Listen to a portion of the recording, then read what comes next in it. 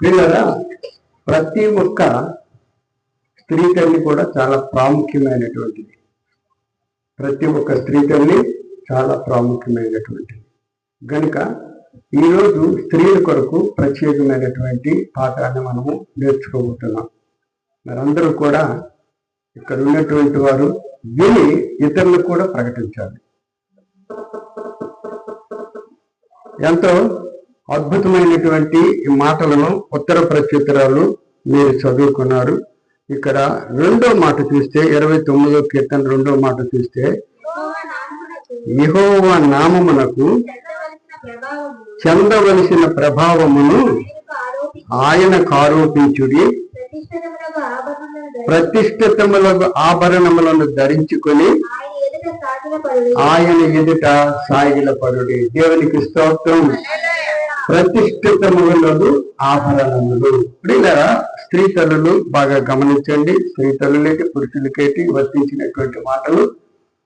ప్రతిష్ఠితములకు ఆభరణములను ధరించుకొని మరి అలంకరణ కలిగినటువంటి వారిగా దేవుని యొక్క ఆలయంలో మనము ప్రతిష్ఠించబడినటువంటి వారముగా ఉండాలి. అలంకరణ, ప్రతిష్ఠితములకు ఆభరణములు. మనము పై రూపాన్ని ఎన్నో ఆభరణాలతో ఎంతో పరిశుభ్రమైనటువంటి వాటితో మనము శుభ్రపరచబడవచ్చు. కానీ అన్నిటికంటే చాలా శ్రేష్టమైనటువంటి విషయం ఏమిటంటే ప్రతిష్ఠితములకు ఆభరణములు. దేనికి ధరించుకోవాలి? మనము హృదయానికి ధరించుకోవాలి. దేవునికి స్తోత్రం. మరి స్త్రీలుగా గమనించండి. మరి ఇక్కడ స్త్రీ అంటే ఒక ముఖ్యమైనటువంటి ఒక పాత్ర. స్త్రీ తల్లి లేకుండా భూమి ఉండదు. గనుక దేవుడు సహకారిగా ప్రప్రథముగా పురుషుని తన స్వరూపమందు చేసినప్పటికీ కూడా చాలా ప్రాముఖ్యమైనటువంటి సహాయకురాలుగా అవ్వను ఏర్పాటు చేశాడు. అవ్వను ఏర్పాటు చేసినటువంటి విధానమును బట్టి అవ్వ దేవునికి అనుకూలముగా ఉందా, ఆదాముకి మరి ఒక ఆదరణగా ఉందా అని చెప్పగలిగినటువంటి వారమైతే ఆదాముకి ఆదరణ లేదు, దేవునికి అంగీకారం లేదు. ఆమెలో హృదయంలో ప్రతిష్ఠత లేదు, దేవుని యొక్క భయము అసలే లేదు కదా. ప్రప్రదమైనటువంటి అవ్వ. దేవుని యొక్క ఉద్దేశం వేరు, దేవుని యొక్క ఆలోచన వేరు. ప్రతిష్ఠితమగు స్త్రీని దేవుడు ఏర్పాటు చేశాడు. ఆమె అక్కడ తావ తప్పింది. సరే, తప్పినటువంటి విధానమును బట్టి చాలా శ్రమలు పడ్డారు. ఆదాము కూడా శ్రమ పడ్డాడు. భార్య మాట వినేటువంటి విధానమును బట్టి కొంతకాలం అలా గడిచిన తర్వాత దేవునికి స్త్రీ తల్లుల మీదే దృష్టి. దేవునికి స్తోత్రం.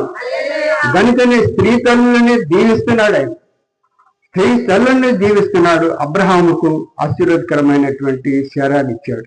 శారా ఎంతో అద్భుతమైనటువంటి తన భర్తకు అనుకూలమైనటువంటి పద్ధతిగా ఉంటూ ఒక జ్యోతి వల్లే వెలిగింది. దేవునికి స్తోత్రం. స్త్రీలు జ్యోతులు. సూర్యుడు కూడా పనికిరాడు, చంద్రుడు పనికిరాడు, ఎవరు పనికిరాడు. కానీ స్త్రీలు మాత్రము వెలిగించగలిగినటువంటి ఒక జ్యోతి.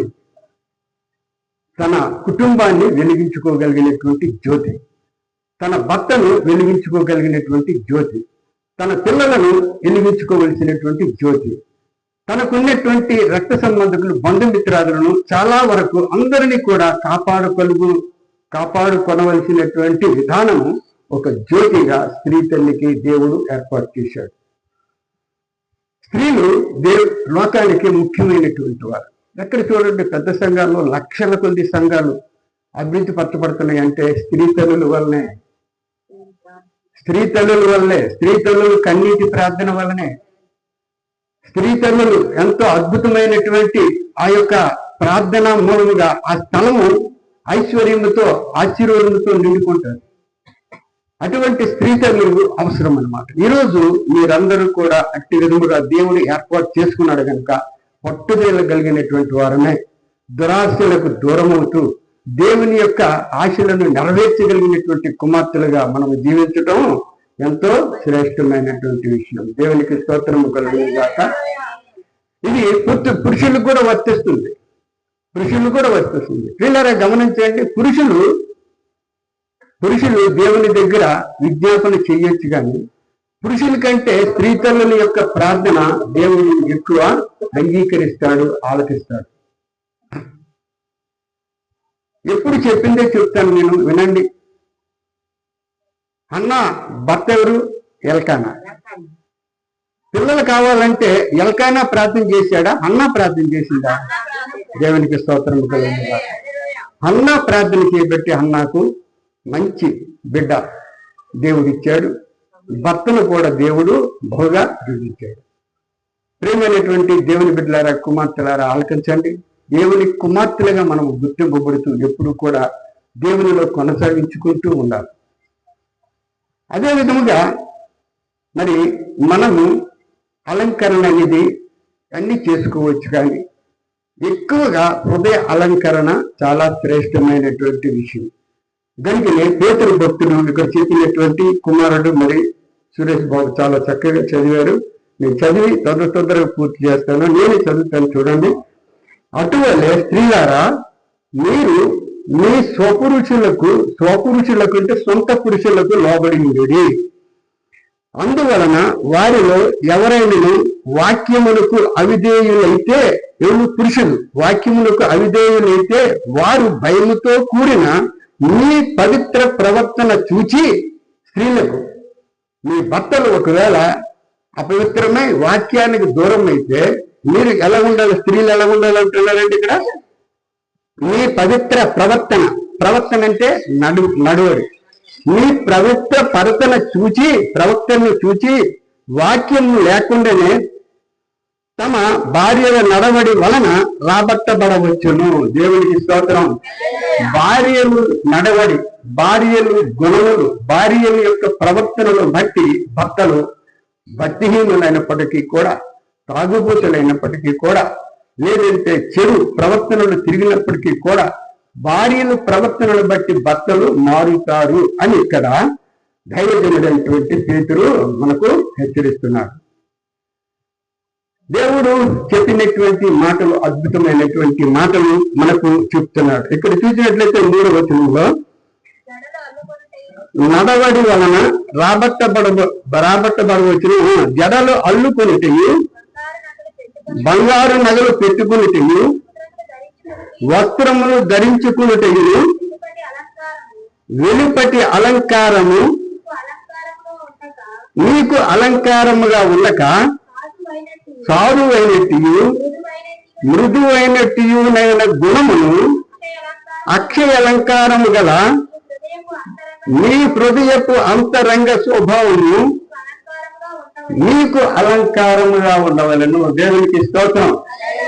అలంకారములో 2 రకాలు ఉన్నాయి కదా. అక్షయమైనటువంటి అలంకరణ, క్షయమైనటువంటి అలంకరణ. క్షయమైనటువంటి అలంకరణ అంటే బయటికి, అది చూడండి, ఒక ఫంక్షన్కి వెళ్తాము, లేకపోతే చుట్టాల ఇంటికి వెళ్తాము, అప్పటికప్పుడు ఎవరు మరి ఎలాగ అలంకరింపబడతామంటే అలాగా అలంకరింపబడతాం.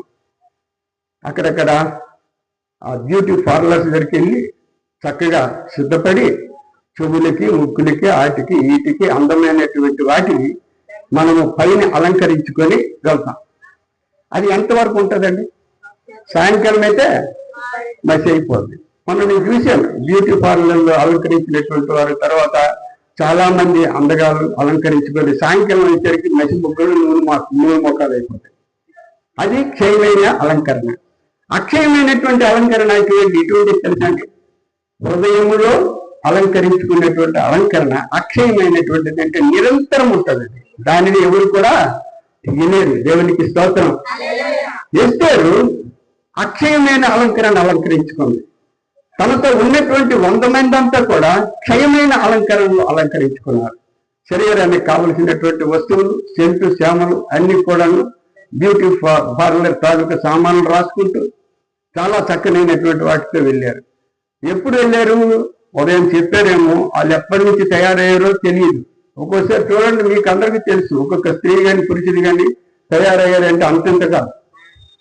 ఆ విధముగా తయారయ్యారు. నగలు ఎక్కడెక్కడ పెట్టుకోవాలో, రాజు చూసేసరికి అంగీకారంగా ఇష్టపడిపోవాలని ఎన్ని బాధలో బయట చెవిటులు పోసుకొని, అవి పోసుకొని, ఇవి పోసుకొని క్షయమైన అలంకరణ అంటారు దాన్ని. అప్పటికప్పుడు అలంకరించుకున్న అలంకరణ. చివరికి ఎస్తేర్ అయితే అక్షయమైన అలంకరణ అలంకరించుకోండి. ఏ వస్తువులు పెట్టుకోలేదు, చెవులకు కాదు, ముక్కులకు కాదు, జళ్ళకు కాదు, అది కాదు, ఇవి ఏమి వేసుకోలేదు. కానీ ఆమె వెళ్ళింది. అక్షయ అలంకరణ పాస్ అయిందా? క్షయమైన అలంకరణ పాస్ అయిందా? అక్షయ అలంకరణే పాస్ అయింది. దేవునికి స్తోత్రం. ఆమె బహు ఆశీర్వాదములతో నిండుకున్నటువంటిదై చాలా చక్కనైనటువంటి మార్గాలను అనుసరించింది. అనుసరించడమే కాక ఆవిడ ప్రపంచానికి ఒక రాణిగా, అంటే ఒక నాయకురాలుగా ఎంచబడింది. కనుక స్త్రీలారా, ఈరోజు దేవుడు మనతో చెప్తున్నాడంటే ఈ మాటలు మిమ్మల్ని తయారవుద్దని నేను చెప్పలేదు, తయారవ్వండి. కానీ అక్షయ అలంకరణ చాలా ప్రాముఖ్యమైనటువంటి జ్యోతులు. స్త్రీలంటే ఎవరండి? జ్యోతులు. జ్యోతులంటే దీపాలు. దీపాలు మీరు వెలుగుతుంది. ఇంట్లో ఉన్నటువంటి ప్రతి ఒక్కరిని వెలిగించడము అది స్త్రీలకు బాధ్యత. ప్రేమైనటువంటి దేవుడి బిడ్డలారా, మా అధికారి వారు చెప్తారు, అయ్యగారు ఆత్మీయ తండ్రి చెప్తారు, ఇదిగో నేను ఈరోజు ఈ విధముగా ఒక నాయకుడిగా, లేదంటే ఒక ప్రఖ్యాతిగాంచినటువంటి ఒక గనుడిగా జీవిస్తున్నానంటే నా బాధి వల్లనే అంటాడు ఆయన. దేవునికి స్తోత్రం. అలాగా చాలా మంది ఉన్నారు, లేకపోలేదు. మనలో వీళ్ళు కూడా ఉన్నారు. అటువంటి గుణములు కలిగినటువంటి వారు ఎప్పుడు కూడా దేవునికి ఇష్టమే. క్షయమైనటువంటి అలంకరణ అది ఎటువంటి పరిస్థితుల్లో కూడా మనకు అది మేలు చేసినది కాదు.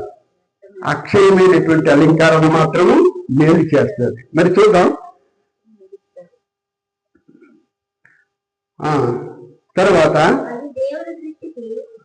అది దేవుని దృష్టికి మిగుల విలువ గలవి. అటువలే పూర్వము దేవుని ఆశ్రయించిన పరిశుద్ధ స్త్రీలను తమ స్వపురుషులకు లోబడి ఉండుట చేత తమ్మును తాము అలంకరించుకుని, ఆ ప్రకారము శారా అబ్రహామును యజమానుడని పిలుచుతూ అతనికి లోబడి ఉండెను. మీరును యోగ్యముగా నడుచుకుంటూ ఏ భయమునకు బెదరక ఉన్న ఎడల ఆయనకు పిల్లలవుతారు. దేవునికి స్తోత్రం కలుగును గాక. ప్రేమైనటువంటి దేవుని బిడ్డలారా, మరి అదే విధముగా ఇక్కడే ఉంటది. భూమి మీద స్త్రీలకు చాలా ప్రత్యేకమైనటువంటిది. ఏంటండి బాబు రోజు అలా చెప్తావు? ఏంటి బుర్ర పిచ్చెక్కిపోయింది? మా ఆయన మంచుడు కాదురా, ఆడు తెగ చండాలుడు, తెగ దుర్మార్గుడు. నా దగ్గర డబ్బులు తీసుకుంటాడు, తాగేస్తుంటాడు, అది చేసేస్తాడు, ఇది చేసేస్తాడు, అది చేసేస్తాడు అని నువ్వు అంటుంటావు కదా. చాలా మంది ఎంత మీరు ప్రార్థన చేశారు లోపడుకుంటున్నారు అంటే నీ ప్రార్థన సరిలేదు. హృదయ అలంకరించుకుంటూ నీ భర్త కొరకు ప్రార్థించే తను మార్చు. దేవునికి స్తోత్రం. నీ పిల్లల కొరకు ప్రార్థించే మార్చు. మా పిల్లలు ఎలాంటోడే తెలిసండి, ఎంత తాగినా ఎంత చేసినా సరే చాలా మంచోడండి. అది మంచి అలంకరణ. కనుక ఆ పిల్లల గురించి ప్రార్థించే దేవుడికి అప్పచెప్పు. దేవా, నువ్వు ఇచ్చావు, నాకు మంచి భర్తని ఇచ్చావు, మంచి కుటుంబాన్ని ఇచ్చావు, మంచి బిడ్డలను ఇచ్చావు, కుమార్తెలను ఇచ్చావు. వారి కొరకు నీ పాదముల దగ్గర పెట్టుకుంటున్నాను. వారిని సరి అయిన మార్గంలో నడవాలంటే నీవే జ్ఞాని.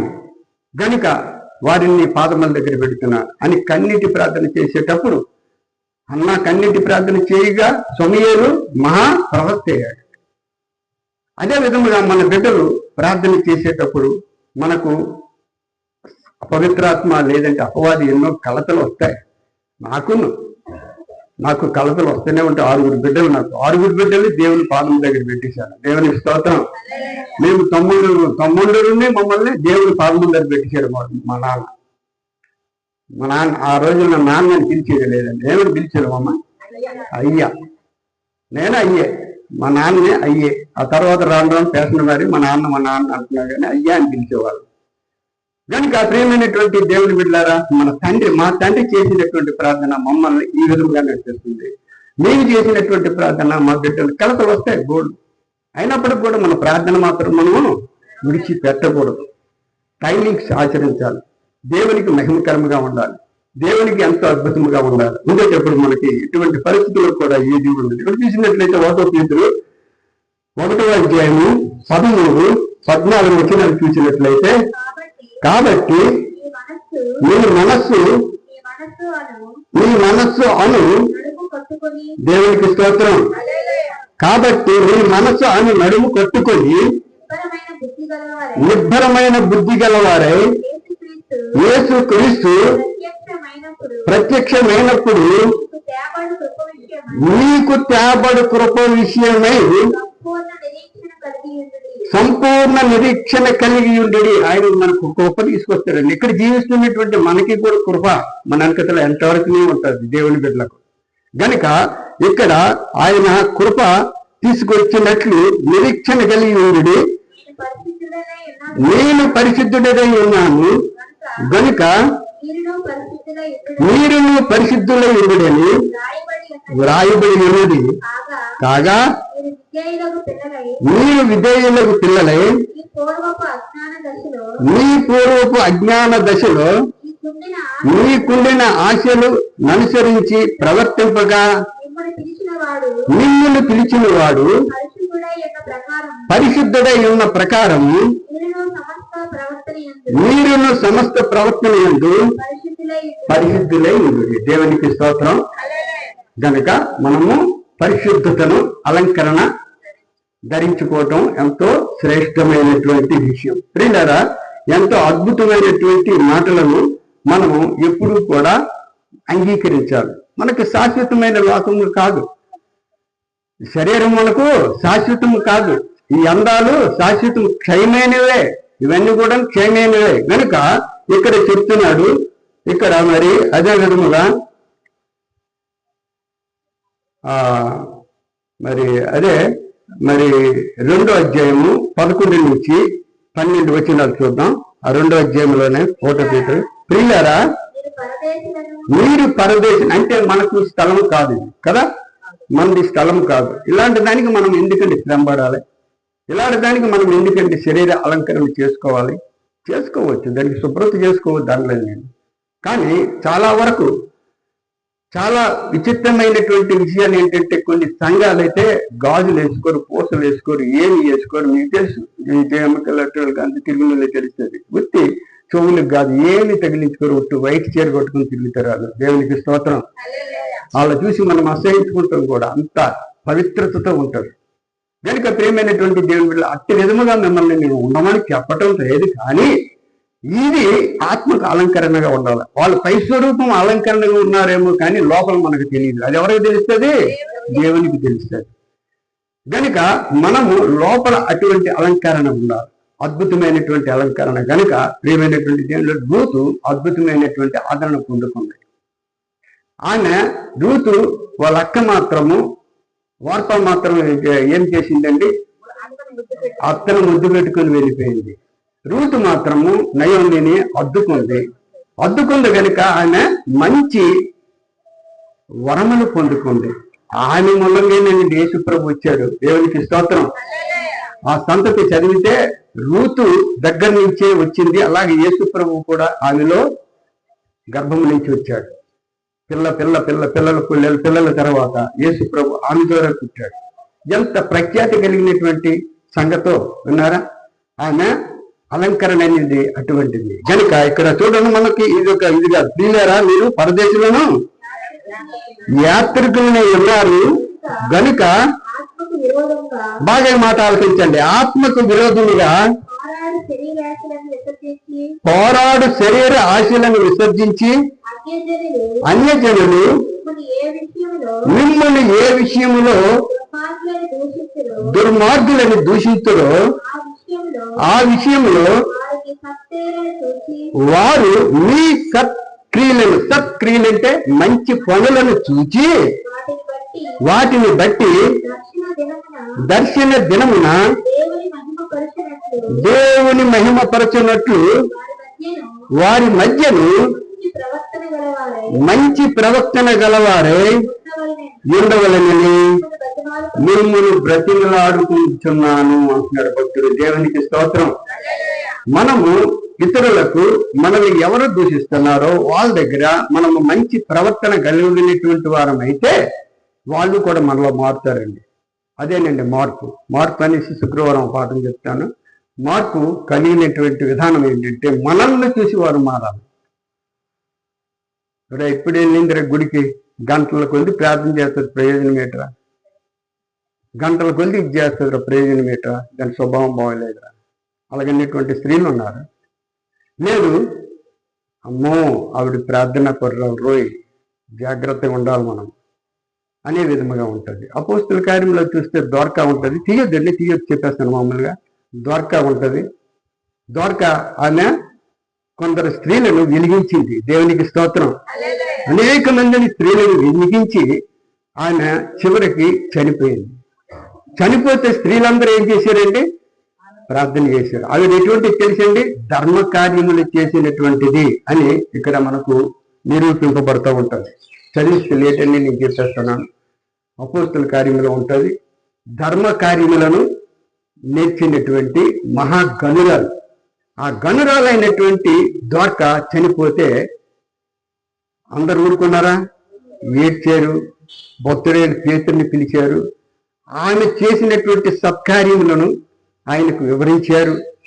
ఆమెకు వివరించిన తర్వాత పేతురు హృదయం కరిగిపోయింది. దేవుని యొక్క సేవకుని హృదయం కరిగితే వెంటనే మోకాలేసి ఆమెను మళ్ళీ బ్రతికించాడండి. దేవునికి స్తోత్రం. ఈ కథ అందరూ తెలుసు కదా. ఆమెను మళ్ళీ బ్రతికించేశాడు. అటువంటి స్త్రీలుగా వెలిగింపబడాలండి.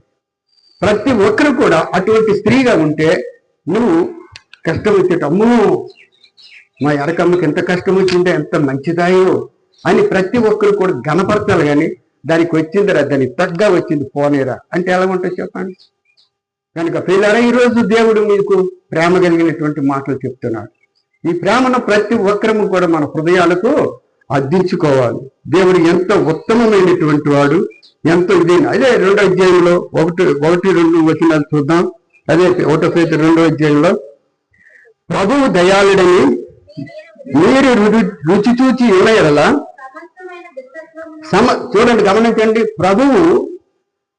ప్రభువు దయాళుడని మీరు తెలుసుకుని ఎడల, లేకుంటే ఆయన యందు మీరు అనుభవించిన ఎడల సమస్తమైన దుష్టత్వమును, సమస్తమైన కపటమును, వేషధారణను, అసూయను, సమస్త దోషణ మాటలను మాని క్రొత్తగా జన్మించిన శిశువులను పోలిన వారే నిర్మలమైన వాక్యం అంటే దేవుని మాటలు అనే పాల వలన రక్షణ విషయంలో ఎదుగు నిమిత్తము ఆ పాలను అపేక్షించుడి. దేవునికి స్తోత్రం. అద్భుతమైనటువంటి మాట. వాక్యం అనే పాలు ప్రతి ఒక్క స్త్రీలో ఉండాలి. ఉండేటప్పుడు ఈ రోజు నేను పురుషుల గురించి ప్రత్యేకంగా మాట్లాడలేదు, ఇంకొక రోజు మాట్లాడుతాను ఆదివారం పూట గట్రా. పురుషులలో కూడా అద్భుతమైనటువంటి హెచ్చరికలు ఉన్నాయి. వారు కూడా ఎటువంటి పరిస్థితిలో ఉండాలో తెలుస్తుంది. కానీ స్త్రీ చాలా ముఖ్యమైనది. జ్యోతి, వెలిగించినటువంటి దీపం, వెలిగించినటువంటి దీపం. అప్పుడు మా చిన్నతనంలో అందరం కిరసనాయిల గుడ్డీలు వెలిగించుకుంటారు. ఆడి దీపం మారిపోయింది అనుకోండి, వచ్చి ఈ దీపానికి వెలిగించుకుంటారా లేదా? వెలిగించుకుంటారు. దీనిలా గమనించండి. అటువంటి విధముగా వెలుగుతున్నటువంటి దీపాన్ని ఇతరులు చూసి వాళ్ళు కూడా వెలగాలి. అమ్మ మా దీపం మారిపోయింది అమ్మా, ఏదమ్మా అని కట్టి పొలతో ముట్టించుకొని వెళ్ళి మళ్ళీ ఆ దీపం ముట్టించుకుంటారు. అదే విధముగా ఇక్కడ వెలుగుతున్నటువంటి నీ దీపాన్ని చూసి అనేక దీపాలు వెలగాలి. అనేక దీపాలు వెలిగించినటువంటి స్త్రీలుగా ఉండాలి. నీ ఇంటిలో ఉన్నటువంటి సమస్తమైనటువంటి వాటిని కూడా కాపాడుకునే స్త్రీగా జీవించగలిగినటువంటి వారముగా ఉండాలి. ప్రేమైనటువంటి దేవుని బిడ్డలారా, మరి ఇక్కడ మనం చూసినట్లయితే అదే 1వ అధ్యాయము 24వ వచనం చూసినట్లయితే, సర్వ శరీరులు గడ్డిన పోలిన వారు వారి అందమంతయు గడ్డి పువ్వు వలె ఉన్నది. గమనించారా ఎంత అందం ఉంటే? ఎందుకండి, నేను చిన్నప్పుడు బ్యాంక్ మేనేజర్, మీకు కొందరు తెలుసు కొందరు తెలియదు, ఏసురత్నం గారు ఉండేవాళ్ళు, మన చర్చిని నడిపించేవారు అనుకుంటే మొన్నటి వరకు. ఆయన బ్యాంక్ మేనేజరు. నేను బాగా చిన్నవాడును, అన్నయ్య అతను. ఆ వదిన ఉండేది, ఆయన కంటే ఆయన పుట్టోడు కానీ ఎక్కువ ఎత్తుగా ఉండేది. ఆయనకి ఎత్తుగా ఉండేది, మహా అందగెత్త. ఏ సిల్లీ స్టార్లు కూడా పనికిరారు, అంత అందగెత్త. కొన్ని దినాలు పోయిన తర్వాత నేను మరలా వెళ్ళాను. మరలా వెళ్తే ఆమె ముఖం ముడతలు పట్టి, మళ్ళీ చివరికి వెళ్ళాను. వదినా ఏంటి ఇలాగైపోయావంటే, అంతేనరా బాబురావు, ఉండిపోతాం ఏట్రా, ఇలాగే అన్నారు. ఉండిపోతాం ఏట్రా, మన అందం ఉండదు, ఏటి ఉండదురా, మన ఆత్మ దేవుని దగ్గర వెలిగించుకుంటే అది చాలు అని ఆమె నాకు బుద్ధి చెప్పేది. నాకు కొడుకులా చూసుకునేది ఆమె. దేవునికి స్తోత్రం.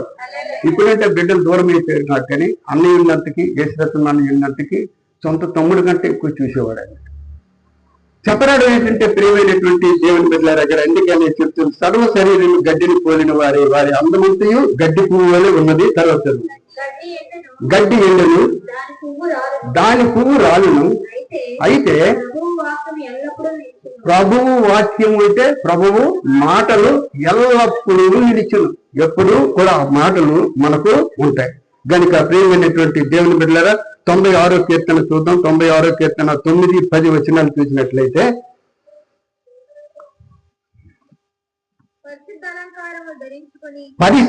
పరిశుద్ధ అలంకారములు ధరించుకొని యెహోవాకు నమస్కారము చేయుడి. దేవునికి స్తోత్రం. ఏమి తలంచు, మనం ఏమి అమర్చుకోవాలండి? లోపల ఒకలాగా బయట ఒకలాగా ఉండకూడదు. పరిశుద్ధ అలంకారం. దేవుడు పరిశుద్ధుడు కనుక మనము కూడా పరిశుద్ధతను ధరించుకోవాలి. పరిశుద్ధతను ధరించుకుంటూ పరిశుద్ధ అలంకారములను ధరించుకొని యెహోవాకు అంటే దేవునికి నమస్కారం చేయుడి. సర్వభూజనులారా ఆయన సన్నిధిని వణుకుడి.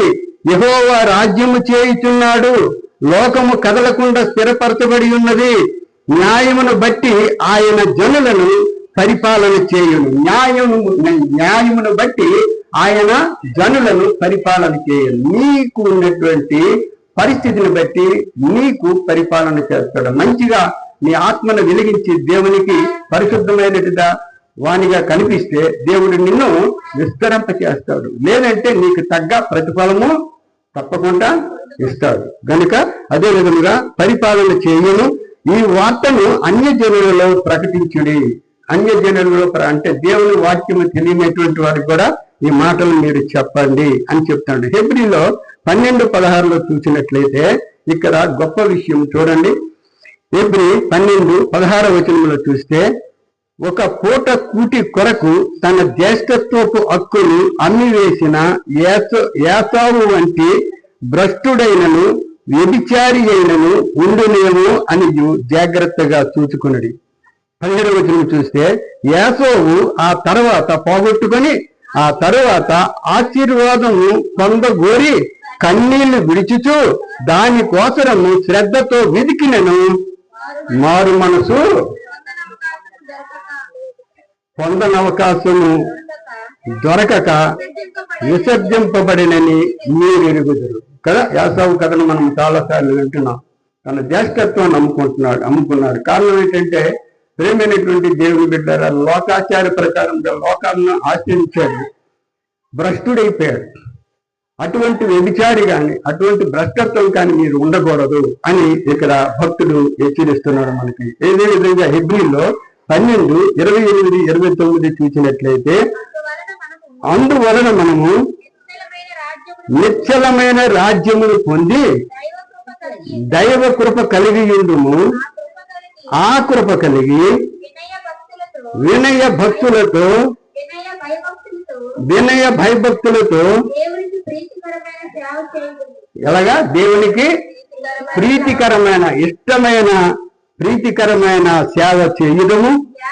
ఏలయనగా మన దేవుడు దహించు అగ్ని అయి ఉన్నాడు. ఆయన దగ్గర మనం భయపడాలి కూడా. ఏముందలేరా ఎవరు చూస్తున్నారు అంటే ఆయన చూస్తాడు, మనం చూడలేదు కానీ ఆయన మాత్రం చూస్తాడు. ప్రతిఫలములు మనం పొందుకుంటాం. ప్రియమైనటువంటి దేవుని బిడ్డలారా, మరి స్త్రీకి అలంకరణ ఉండాలి. మరి ఎటువంటి పరిస్థితుల్లో కూడా ఒంటి శుభ్రత కన్నా ఇంటి శుభ్రత ఎక్కువ అవసరము. గనుక ఇంటి శుభ్రత కన్నా ఆత్మ శుభ్రత మరీ ఎక్కువ అవసరం. దేవునికి స్తోత్రము కలుగుగాక. కావున మరి ఇక్కడ చాలా చక్కనైనటువంటి మాటలు బైబిల్లో ఉన్నాయి. గుణవతులు ఉన్నారు. గుణవతులు ఉన్నారా లేదా? గుణవతులు ఉన్నారు. కయ్యాలలు ఉన్నారు. పేర్లన్నీ నేను ఎప్పుడు చదివి వినిపిస్తుంటాను మీకు. కయ్యాలలు ఉన్నారు. ఇల్లుని తూర్పుకునే స్త్రీలు ఉన్నారు. చాలా మంది ఉన్నారు. కనుక మనం ఎలా ఉండాలండి? గుణవతి కలిగినటువంటి ఆత్మలతో మనము జీవించడము ఎంతో శ్రేష్టమైనటువంటి విషయం. కనుక యోబు 31:1 చూసినట్లయితే, నేను నా కన్నులతో నిబంధన చేసుకుంటేని కన్యకను నేను ఎలాగూ చూసుకును అంటున్నాడు యోబు. అంత భయంకరమైనటువంటి బాధలో ఉండి కూడా ఆయన భార్య తునీకరించి ఊసేసి వెళ్ళిపోయినప్పటికీ కూడా ఆయన అంటున్నాడు, నేను ఇతర స్త్రీలను మోహించను. అదే విధముగా స్త్రీలు కూడా ఇతర పురుషులను మోహించకూడదు అని బైబిల్లో ఉన్నటువంటి మాటలు ఇవి. గనుక ప్రియమైనటువంటి దేవుని బిడ్డలారా, దేవునికి పరిశుద్ధమైన అలంకరణలతో మనము కనబడ్డము ఎంతో శ్రేష్టం. వారికి ఆశీర్వాదములతో, దేవుని ప్రేమతో, కరుణా కటాక్షములతో నింపబడుతూ ఉంటారు. కీర్తనలు 119:18 చూస్తే, నేను నీ ధర్మశాస్త్రమునందు ఆశ్చర్యమైన సంగతులను చూచినట్లు నా కన్నులు తెరువుము అంటున్నాడు దేవునికి స్తోత్రం. నా కన్నులు తెరువుము అని ఆ భక్తుడు చెప్తున్నాడు. అదేవిధంగా కీర్తనలు 34:5 చూసినట్లయితే, వారు ఆయన తట్టు చూడగా వారికి వెలుగు కలిగను, వారి ముఖములు ఎన్నడూ లజ్జింపకపోవను. దేవునికి స్తోత్రం. ఒకే దృష్టి దేవునిలో మనం కలిగినటువంటి వారమైతే మనకి ఎప్పుడు కూడాను సిగ్గు ఏమీ ఉండదు. వారి ముఖములు ఎన్నడూ లజ్జింపకపోవును అని ఇక్కడ మనము చూడగలుగుతున్నాం. ప్రియమైనటువంటి దేవుని బిడ్డలారా, మరి ఎంతో అద్భుతమైనటువంటి మాటలన్నీ కూడా మనము చూడవలసినటువంటి అవసరత ఉంది. హెబ్రీ 4:2 తీసినట్లయితే, హెబ్రీలో 4:2 చూసినట్లయితే, వారికి అంటే చనిపోయినటువంటి వారికి ప్రకటింపబడినట్లు మనకును సువార్త ప్రకటింపబడును గాని వారు వినిన వారితో విశ్వాసము గలవారై వారు విశ్వాసము కలిగిన వారి దేవుని మాటలు ఆలకించి కూడా విశ్వాసము కలుగుకుంటా ఉన్నారు కనుక విన్న వాక్యము వారికి నిష్ప్రయోజనమైంది. ఎంత చెప్పినా వినలేనటువంటి వారికి ఆ వాక్యం ఏంటవుతుందండి? నిష్ప్రయోజనమాయను. 1 పేతురు 5:5 చదివేసేదండి. 1 తిమోతి 2:10 చూసినట్లయితే, దైవభక్తి గలవారమని చెప్పుకున్న స్త్రీలకు తగినట్టుగా సత్క్రియల చేత తమ్మును తాము అలంకరించుకొనవలను. దేవునికి స్తోత్రం. నేను భక్తిరాలను అని చెప్పుకున్నట కంట ఎక్కువ ఏం అలంకరించుకోవాలా? పరిశుద్ధమైన అలంకరణలు ఎక్కువ ధరించుకోవటము శ్రేష్టమైనటువంటి విషయం. చివరి మాటలు చూసినట్లయితే కీర్తనలు 27 చూస్తే, కొందరు రథములను బట్టి గుర్రములను బట్టి అతిశయపడుదురు, కానీ మనమైతే మన దేవుని యందు అతిశయపడాలి. దేవునికి స్తోత్రం కలుగును గాక. ప్రియమైనటువంటి దేవుని బిడ్డలారా, మరి ఇక్కడ భక్తి కలిగినటువంటి స్త్రీలను మనం చెప్పుకున్నాం. భక్తి కలిగినటువంటి స్త్రీలను ఎంతమంది ఉన్నారో మనం చెప్పుకున్నాం. మరి ప్రార్థనా పరులైనటువంటి స్త్రీని మనము చూడగలుగుతాం. 2వ రోజులు 4వ అధ్యాయంలో తీయదు. అక్కడ ఉన్నటువంటి ప్రార్థనా పరులు, ఒక దైవ సేవకుని భార్య ప్రార్థనా పరురాలు. ఆమె భర్త చనిపోయాడు, సేవకుడు చనిపోయిన తర్వాత అక్కడ దైవ సేవక ప్రవక్త దగ్గరికి వెళ్తాడు. అయ్యా, నా 2 కుమారులు అప్పులైపోయి ఉన్నాం, ఇలా ఉందంటే దైవ సేవకుడు ఏం చేస్తాడు? ఆమెని ఆశీర్వదిస్తాడు. నీరు కొండలు నింపడం, ఆశీర్వదించి ఐశ్వర్యవంతురాలు అయిపోతుంది. దేవునికి స్తోత్రం. ఇది ఎలా జరిగిందో తెలిసండి. వచ్చింది దైవ సేవకుని కలిసింది అనుకుంటున్నా కానీ ప్రార్థనా రూపంగా ఆమె విజయాన్ని పొందుకోవడం మనం ఇక్కడ చూస్తున్నాం. ప్రియమైనటువంటి దేవుని బిడ్డలారా, మరి ఇక్కడ ఎంతో అద్భుతమైనటువంటి మాటలను మనం చూసుకున్నాం. మరి గనురాలైనటువంటి దేవుని యొక్క సేవకుల్ని చేరదీసి ఆయన గర్భఫలం పొందుకుంది. దేవునికి స్తోత్రం. దైవ సేవకుల్ని చేరదీసింది, ఆయన కలిగినటువంటివన్నీ కూడా సమకూర్చింది. ఆమెకు ఎన్నడూ లేనటువంటి వృద్ధాప్యంలో కూడా గర్భఫలాన్ని పొందుకుంది. గర్భఫలాన్ని పొందుకున్న తర్వాత అపవాది ఆ కుమారుణ్ణి మరలా ఏం చేసింది? చంపేస్తే మళ్ళీ చనిపోయినటువంటి కుమారుణ్ణి ఆమె పొందుకుంది. దేవునికి స్తోత్రం. బ్రతికించుకుంది. దేనివల్ల? ప్రార్థన మూలముగా దైవజనులను ఎంతో శ్రేష్టమైనటువంటి చేరదీసినటువంటి ఆవిడ ఎంతో అద్భుతమైనటువంటి ప్రియమైనటువంటి దేవుని బిడ్డలారా, సేవకులను ఇతరులను నొప్పించు వారిగా మనము జీవించకూడదు. ఇతరులను నొప్పించు వారిగా జీవించకూడదు. ఇక్కడ ఎలీషా గారు అద్భుతమైనటువంటి ఆశ్చర్యకార్యాలు చేస్తూ ఆయన ఏం చేశాడో తెలిసండి. ఆయన నిజమైనటువంటి మరి ప్రార్థనా పరుడైనటువంటి వాడు కొండకు బెత్లెహేమ్ అని కొండకు వెళ్తున్నాడు. బేతేల్ అని కొండకు వెళ్తుంటే వెనకతల చాలా మంది 42 యవనులు ఆయన్ని హేళన చేశారు. ఏమని హేళన చేశారు? వెరీ గుడ్, బోడివాడ అంటే ఆయన వెనక తిరిగి అసహించుకొని ముందుకెళ్ళిపోతుంటే గోల అనిపించింది. గోలమైన గోల ఏంటో తెలుసండి. 2 ఆడ ఏనుగు బంట్లు వెళ్ళి 42 కూడా తీరేశాయి. కారణం ఏంటి? దైవ సేవకుడిని హేళనకి బాధ పెట్టారు. దేవుడు ఊరుకుంటాడా? ఎలుగు బంటులతో చీరించేశాడు. ప్రియమైనటువంటి దేవుని బిడ్డలారా, ఈ వాక్యము చాలా చదువుకోండి. 2 రాజుల్లో ఉంటుంది. 2 రాజుల్లో 2వ అధ్యాయంలో చక్కని మాటలు ఉంటాయి. ఎలీషా గారి గురించి ఉంటాయి అద్భుతమైనటువంటి మాటలు. మనము ఏమైనా సరే మన హృదయాలు శుభ్రమైనటువంటి, పరిశుద్ధమైనటువంటి, పవిత్రమైనటువంటి అలంకరణలతో మనము దేవుని ఎప్పుడు కూడా మనం మహిమపరుచుకునేటప్పుడు ఆ ఇంటిలో జ్యోతి వెలుగుద్ది. జ్యోతి వెలగడమే కాక బిడ్డలు బాగుపడతారు, భర్త బాగుపడతారు, చుట్టుపక్కల ఉన్నటువంటి కుటుంబాలు కూడా ఆశీర్వదించబడతాయి. అట్టి స్థితి కలిగినటువంటి స్త్రీలుగా ఉండాలని హెచ్చరిస్తూ ఈ కొద్ది మాటలతో ముగిస్తున్నాం. ప్రార్థన చేసుకున్నాం. పరిశుద్ధమైన మా తండ్రి, వందనాలు, స్తోత్రాలు ప్రభా. ఇదిగోనైనా ఇంతవరకు స్త్రీల యొక్క పాఠాన్ని మాకందరికీ నేర్పారు. మీకు స్తోత్రాలు చెల్లించుకుంటున్నాం.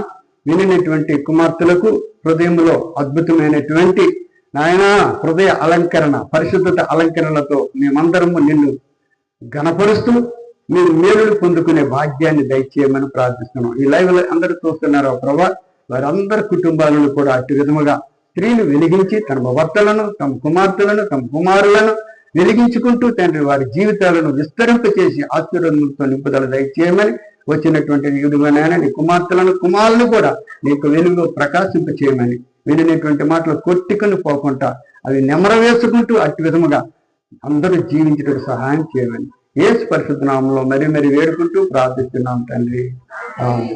దేవునికి స్తోత్రం.